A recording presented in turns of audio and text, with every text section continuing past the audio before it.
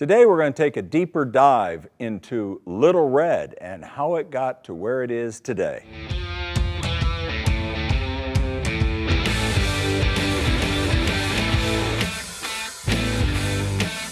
During the investigations of Little Red, there were only a few pictures taken at Riverside of Little Red, but really nobody knew until we found the person that built it, Walter Nelson, who brought us pictures of Little Red.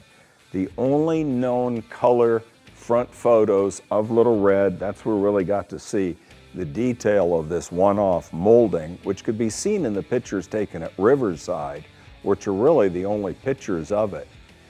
And then he showed us a black and white picture of the front three-quarter with it saying EXP 500 on it in its 67 trim.